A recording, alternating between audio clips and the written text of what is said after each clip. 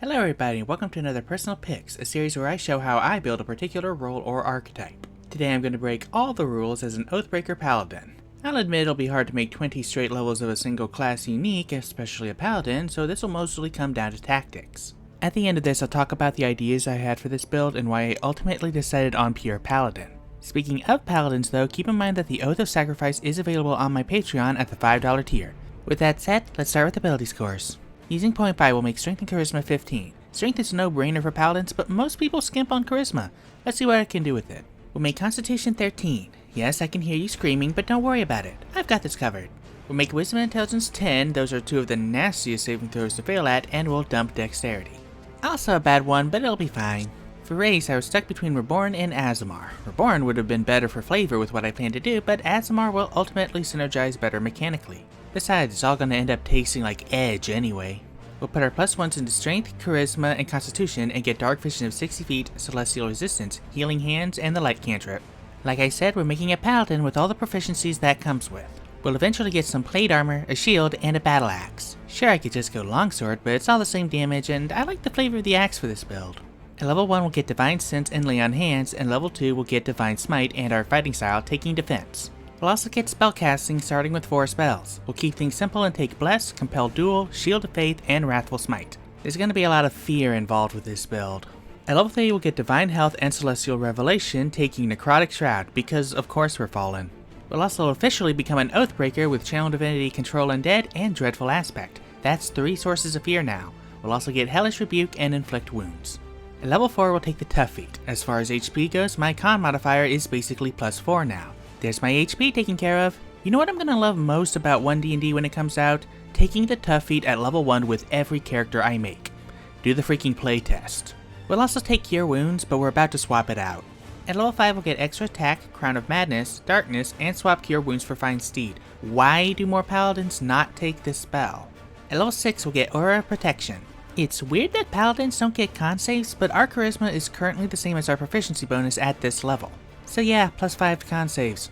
We'll also take Aid for our spell. Maybe Paladin players would cast more spells if Paladins had more spells. At level 7 we'll get Aura of Hate, and at level 8 we'll take the Warcaster feat. Advantage on con saves to maintain concentration. A high con is good, but not necessary. Invest in your class's secondary stat, damn it. We'll also take Magic Weapon, I guess. We're gonna swap it out in a sec. At level 9 we'll swap Magic Weapon for Crusader's Mantle and get Animate Dead and Bestow Curse.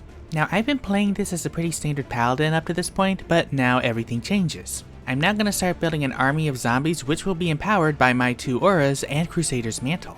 Also, I specifically want zombies because skeletons have exactly 1 vulnerability, while zombies have exactly none.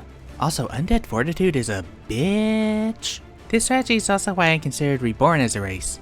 Imagine an Undead Paladin commanding an army of undead troops, and now you have a plot hook for your next campaign. You're welcome. At level 10 we'll get Aura of Courage. Funnily enough, zombies are not immune to fear. I guess if you died once, you'd naturally be afraid of dying again. We'll also take Spirit Shroud for a spell. At level 11 we'll get Improved Divine Smite, and at level 12 we'll raise our Charisma.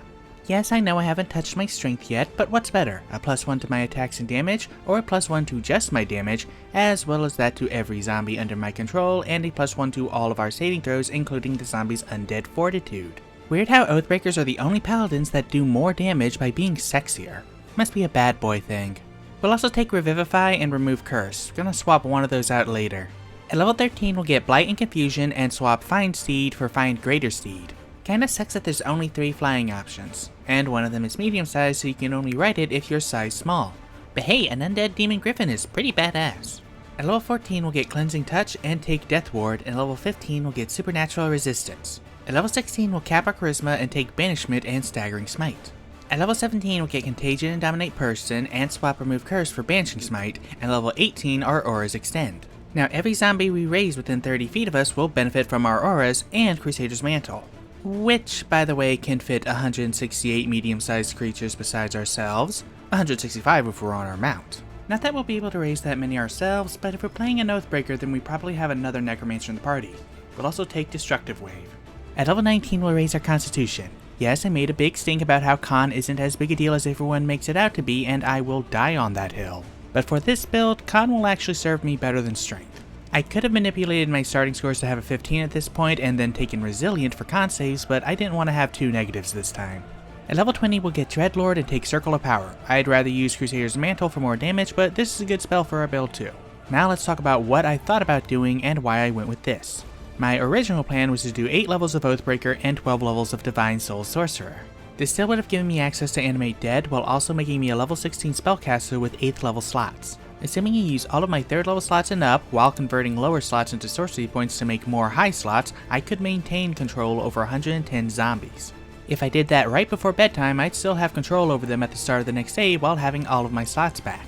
At that point I could either go into battle as is or spend all of them again to raise another 60. This is risky because if a sufficient number of them don't die in battle before I lose control of them, cleanup will be a bitch.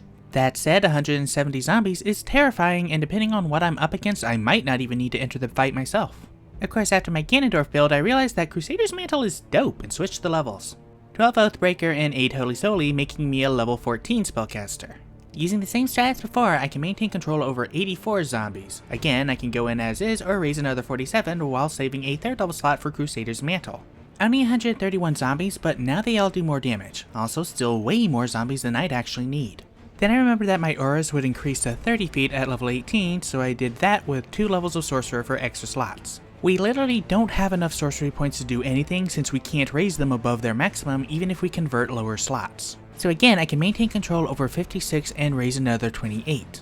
Only 84 zombies, but every single one of them deals an additional 1d4 plus 5 damage and have plus 5 to every saving throw, and I still have my lower slots for smites. Then I said, fuck it, let's see what Dreadlord adds, and knew there was only one option. Maintain 46, raise another 21. 67 super zombies and attacks against them have disadvantage. Plus I get a bunch of extra fuck you damage on top of it. Also, this is again just what I can do. If there's another Necromancer in the party, I can skip the 21 and keep my slots while buffing whatever they raise. And need I remind you, zombies are hard to kill because of Undead Fortitude, which they now get a plus 5 to, because I leveled my Charisma. Seriously, look at what your oath gives you. You might be nerfing yourself without realizing it by ignoring Charisma. Same goes to Rangers with Wisdom. Don't think I don't see you over there. Also, and this is the important one, don't let veterans who keep trying to make 5e play like 3.5 tell you what does and doesn't work in 5e. Mix it up, see what works for yourself, and tell me how many ways you can find to make a Necromancer, because I just gave you 4 and none of them involved a wizard. Thank you everybody so much for watching, and sorry for getting preachy again. If you'd like to support my channel, there's a link to my Patreon down in the description. Let me know what you thought of this video down in the comments, and I'll see you all next week when I make Fury from Darksiders.